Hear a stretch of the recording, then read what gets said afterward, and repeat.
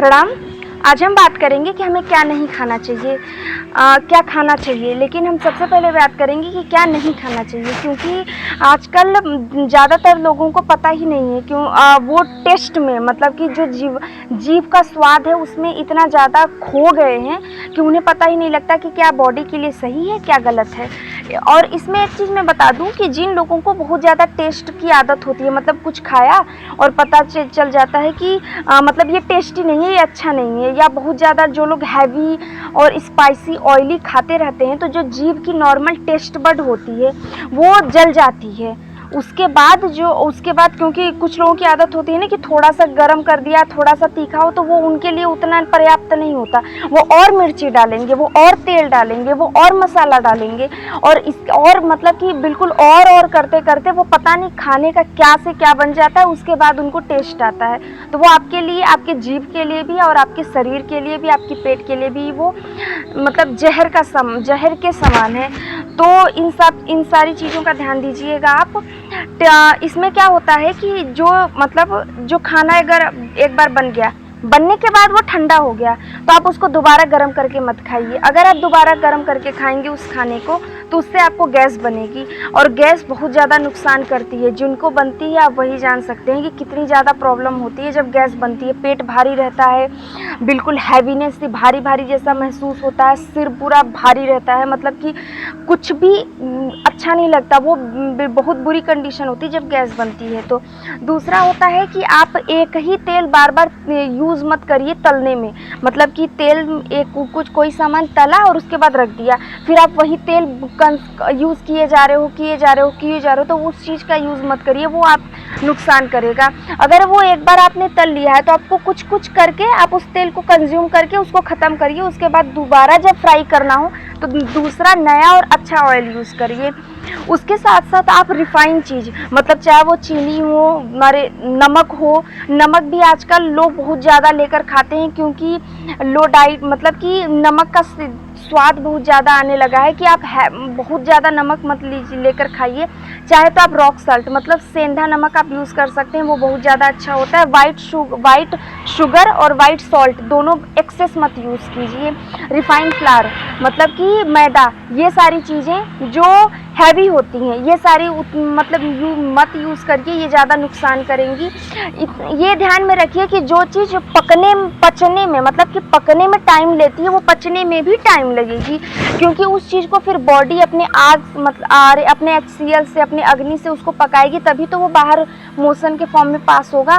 तो जो चीज़ पकने में, जैसे उड़द है, उड़द की दाल होती है, राजमा होता है, छोले होते हैं, मैदा होता है, ये सारी चीज़ें पकने में टाइम लगती हैं, इसीलिए ये पचने में भी टाइम लगती हैं। तो आप ऐसे समझ सकते हैं कि क्या चीज़ भारी होगी और क्या हल्की होगी। दलिया, सूप, खिचड़ी, दाल, रोटी, ये सारी चीज़ें बहुत तेज़ी से और इजीली बन जाती हैं, इन्हें टाइम ही नहीं लगता पकने में, तो ये हल्की होती हैं। और जो भारी पकने में टाइम लेता है वो भारी होती है। तो आप इस तरीके से समझ सकते हैं। तो इस चीज़ का आप ध्यान रखिएगा। और आप स्प्राउट्स, इसीलिए तो बोलते हैं कि आप कच्चे का सेवन कीजिए, क्योंकि वो डायरेक्ट पेड़ से आए तो वो ज़्यादा अच्छा रहेगा।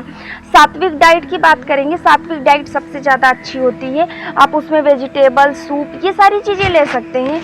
आपको पता हो, मतलब ये सारी चीज़ें नॉलेज मोस्ट ऑफ द लोगों को होती है लेकिन फॉलो नहीं करते। लेकिन ये सबसे बड़ी गलत बात है, क्योंकि अगर आप कोई चीज़ पता है आपको तो आप अपने ज्ञान को बताइए दूसरों को, तभी जा कर के आपके आसपास के लोग भी आपसे जुड़ेंगे और जो प्रॉब्लम में है वो ख़त्म होंगे। सारा काम, सारी बातें और आपका सारा ध्यान मतलब कि कहीं और जब भी हम खाना खाते हैं, क्योंकि आज डाइनिंग टेबल का ज़माना चल गया है, बच्चे खाते रहते हैं, सोफे पे बैठ के खाते रहते हैं। आप खुद सोचो कि हमारे परंपरा में, हमारी कल्चर में, हमारी सभ्यता में खाने को भी एक ध्यान की तरह माना गया है कि जब हम जितना प्रेम भाव से, जितने अच्छे तरीके से खाते हैं और उतने ही अच्छे तरीके से वो अन्न हमारे शरीर को लगता है। तो आप कम से कम सिर्फ खाना खाने का टाइम 10 से 15 मिनट आप उस खाने का समय आप अपना टाइम उस खाने को दीजिए, क्योंकि आप ध्यान कहीं और रहता है और आप खाते रहते हैं, उससे भी बहुत ज़्यादा प्रॉब्लम आती है। लेकिन इस चीज़ का हमें ध्यान ही नहीं है। अब इसके ऊपर भी रिसर्च होगी, फिर आप मानेंगे, क्योंकि हम कहते आ रहे हैं लेकिन आप लोग सुनते नहीं हैं। दूसरी चीज़ क्या होती है? प्रोटीन। प्रोटीन तो मिथ बन गया है कि जो प्रोटीन होती है वो नॉन वेज से ही आती है। आप खुद सोचो कि जो नॉन वेज जो जानवर होते हैं वो भी तो अन्न ही खाते हैं। तो जब अगर अन्न में प्रोटीन नहीं है, अन्न में वो सारी चीज़ें नहीं है, तो उस अन्न से तो जानवर बना है, तो जानवर में कहाँ से आ जाएगी? इस चीज़ मतलब थोड़ा सा दिमाग लगाओ, मतलब कॉमन सेंस लगाओ। तो आप प्रोटीन का नाम दे रहे हो, लेकिन you just satiate your tongue, मतलब कि आप अपने जीभ का स्वाद बढ़ाने के लिए, अपने मन की पूरी करने के लिए आप सिर्फ नॉनवेज खाते हो। उसमें प्रोटीन सिर्फ एक बहाना होता है इन सारी चीज़ों के लिए। आप अपने मन को सेटिस्फेक्शन, आप अपने मन की संतुष्टि के लिए प्रोटीन खाते हो, और आप बोलते हो कि नहीं से प्रोटीन मिलता है, वेज डाइट से प्रोटीन नहीं मिलता। आप इस बात का ध्यान रखना। हैवी प्रोटीन डाइट में क्या होता है कि सोयाबीन बहुत ज़्यादा अच्छा होता है। आप सोयाबीन को भिगो दीजिए। भिगोने के बाद आप सोया मिल्क भी ले सकते हैं, और वो जो बचता है आप उससे कुछ भुजिया या सब्जी टाइप का बना करके आप उसको भी ले सकते हैं। वो बहुत ज़्यादा अच्छा होता है प्रोटीन के लिए। उसके साथ साथ दूध, आप 1 गिलास दूध और जितने भी ड्राई फ्रूट्स आपके पास हो पाए आप उसको रात में भिगो दीजिए। उसके बाद सारे ड्राई फ्रूट्स को, मुनक्का, काजू, अखरोट, मतलब जो भी हो पाए, और सीड्स जैसे तिल के जो बीज होते हैं, ये जो सीड्स होते हैं, आप इनको लेकर के खलबट्टे में अच्छे से पीसिए और उस दूध में हल्दी डाल के उबाल लीजिए। इसके बाद आप रात को एक चम्मच देसी घी के साथ लीजिए। ये भी हैवी प्रोटीन डाइट होता है, बहुत ज़्यादा अच्छा होता है।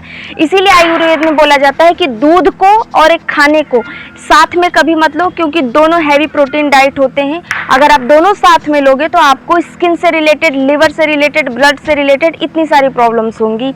तो इसके साथ साथ जो अन्न होते हैं, अनाज, चाहे वो मूंग हो, चना हो, राजमा हो, ये सारी जो बीन्स वाले जो बीन्स होते हैं, जो दालें होती हैं ना, लेग्यूम्स, इन सारी चीज़ों में बहुत अच्छा प्रोटीन पाया जाता है। ये भी बहुत ज़्यादा फायदेमंद होता है। कम से कम आप इन सारी चीज़ों को करो तो आपको करने के बाद खुद पता चलेगा कि ये सारी चीज़ें होती हैं और बॉडी की रिक्वायरमेंट इन सबसे ईजिली पूरी हो जाती है, कोई दिक्कत नहीं होता। इसके बाद क्या होता है? Nutrient supplement. क्योंकि अगर बॉडी में किसी चीज़ की डेफिशिएंसी हो जाए या किसी न्यूट्रिएंट की कमी हो जाए, न्यूट्रिशनल कमी हो जाए, आप जाते हैं मार्केट से वो टैबलेट उठा के लाते हैं और खा लेते हैं, और आपको लगता है आपकी न्यूट्रिशन पूरा हो गई। कभी नहीं। आप वो जो खा लेने के बाद आपको लगता है कि पूरा हो गया, लेकिन वो पूरा नहीं होता। आप उसके साथ साथ उस न्यूट्रिशनल डिफिशियंसी, मतलब उस कमी के साथ साथ आपकी बॉडी में और भी चीज़ें आ जाती हैं। तो आप न्यूट्रिएंट सप्लीमेंट मत लीजिए, आप नेचुरल डाइट पे जाइए। नेचुरल डाइट के पास इतनी एनर्जी और इतनी कैपेसिटी, इतना पावर होता है कि आप मतलब कि तुरंत वो अर्जेंट भी काम कर सकती है, और धीरे धीरे आप ये सारी चीज़ें लेते रहते हैं तो वो काम करेगी ही करेगी, और आपको डेफिशिएंसी तो कभी नहीं होगी। आप इस बात का ध्यान रखिएगा। और क्या होता है इसके साथ साथ? हमारे पानी का वैसे मैनेजमेंट मैंने बता दिया है, लेकिन किसी किसी की आदत होती है वो खाना खाने के बाद 2 से 3 गिलास गटक के पानी पी लेते हैं। अगर आप इतना ज़्यादा पानी आप पी लेते हैं तो पेट पर एक प्रेशर पड़ जाएगा उस खाने को पचाने के लिए, क्योंकि जो HCl जब हमारा बॉडी रिलीज करता है तो वो थोड़े अमाउंट में होता है और उसकी अग्नि ज़्यादा होती है, तो वो खाने को अच्छे से पचा देता है। लेकिन अगर आप जब पानी 2 गिलास डाल देते हैं तो जो उसका अग्नि जो होती है, मतलब कि जो उसका कंसंट्रेशन होता है वो बहुत ज़्यादा हो जाता है पानी के साथ मिलने से। वो खाने के पचाना छोड़ के वो अपच जैसी प्रॉब्लम आ जाती है। तो आप इस चीज़ का ध्यान दीजिए। तो चाहे आपको विटामिन की और इन सारी चीज़ों की कमी हो तो आप सप्लीमेंट के थ्रू ना जा करके आप नेचुरल डाइट लीजिए, अपने आप धीरे धीरे सही हो जाएगी। इसमें से मैं कुछ डाइट्स बताऊंगी जो आपको अपने डेली, मतलब कि हफ्ते में 1 से 2 बार या अपनी डेली लाइफ में लीजिए। पहला होता है कर्ड बहुत ज़्यादा अच्छा होता है। दही में प्रोबायोटिक्स होते हैं जो हमारी हेल्थ के लिए, हमारे आंतों के लिए बहुत ज़्यादा अच्छे होते हैं। दूसरा होता है आंवला। इस समय आंवले का सीजन चल रहा है। अब उसमें विटामिन सी के साथ साथ बहुत सारे मिनरल्स की भरपूर मात्रा होती है, जो हमारे डाइजेशन के प्रोसेस को भी बहुत ज़्यादा हेल्थ प्रोवाइड कराता है और वो बहुत ज़्यादा हेल्दी होता है। तो आप आंवले का भी सेवन कर सकते हैं। तो आंवले का जूस ले सकते हैं आप। मार्केट वाला बॉटल खरीद के ना, कोशिश कीजिए कि आप आंवले को लेके आइए और उसको घर पे उबालिए। घर पे उबालने के बाद आप वो वाला आंवले का जूस पीजिए, वो ज़्यादा फायदेमंद होगा। इसके बाद होता है मूंगफली। आप मूंगफली के अंदर जो प्राणिक लेवल होता है, मतलब मूंगफली बहुत ज़्यादा अच्छी होती है। तो मूंगफली आप कम से कम 20 से 25 दाने मूंगफली के या एक मुट्ठी मूंगफली आप रात में भिगो दीजिए। भिगोने के बाद आप चाहे तो आप उसको कच्चा ले सकते हैं अपने फलों के साथ, स्प्राउट्स के साथ, या तो आप उसको हल्का सा उबाल दीजिए। ज़्यादा नहीं, सिर्फ 1 से 2 बॉयल करके उबालिएगा आप। उसके बाद उसमें थोड़ा सा अदरक का, मतलब सौंठ का पाउडर, काली मिर्च और सेंधा नमक, ये सब डाल करके आप ले सकते हैं। वो भी बहुत ज़्यादा अच्छा होगा। अरे पीनट बटर नहीं लेते, क्योंकि पीनट बटर हैवी करता है और नुकसान करता है। उसका जो एसेंस होता है पूरा वो निकल जाता है, तब जाकर के आप उसको खाते हैं। तो आप इसकी जगह आप कच्ची मूंगफली उबाल के या कच्चे लीजिए, वो ज़्यादा अच्छा रहेगा। इसके बाद होता है घी हमारी बॉडी को बहुत ज़्यादा अच्छा लुब्रिकेशन प्रोवाइड कराता है। तो आप कोशिश कीजिए कि आपकी डेली डाइट में कम से कम 1 से 2 चम्मच दाल के साथ या दूध के साथ घी कंपलसरी ऐड हो ही हो। इसके बाद आता है पपीता। अगर जिनको डाइजेशन से रिलेटेड कोई भी प्रॉब्लम हो तो आप पपीता खाइए। पपीता बहुत ज़्यादा अच्छा होता है। गैस जिनको बनती है वो भी ले सकते हैं। तो लेकिन औरतों में अगर मेंस्ट्रुअल प्रॉब्लम हो, मतलब पीरियड्स हो या प्रेगनेंसी हो, उनमें पपीता नहीं खाते क्योंकि वो नुकसान करता है। तो आप इन सारी चीज़ों का ध्यान दीजिए। वाइटामिन्स, अगर आपकी बॉडी में विटामिन्स की कमी हो गई है, मतलब तो आप नेचुरल सोर्स से ही लीजिए, क्योंकि अगर आप दवा लेते हैं तो वो विटामिन अगर ज़्यादा हो गया बॉडी में तो उससे रिलेटेड फैटी लिवर हो गया, गाउटी अर्थराइटिस होता है जिसमें यूरिक एसिड बॉडी में धीरे धीरे जमा होने लगता है। ये सारी चीज़ें, बोन से रिलेटेड प्रॉब्लम्स धीरे धीरे आना स्टार्ट हो जाती हैं। तो आप इस चीज़ का ध्यान रखिए। कोशिश कीजिए कि शाम को 2 से 3 घंटे, 1.5 से 2 घंटे से पहले आप खाना खा लीजिए। और जिस वे में मैंने बताया है उस हिसाब से आप अपने हेल्थ का और अपने खाने का ध्यान रखिए। आप अपने धीरे धीरे आप में खुद इम्प्रूवमेंट दिखने लगेगी। तो आप सबका बहुत बहुत धन्यवाद, आपने मुझे यहाँ तक सुना।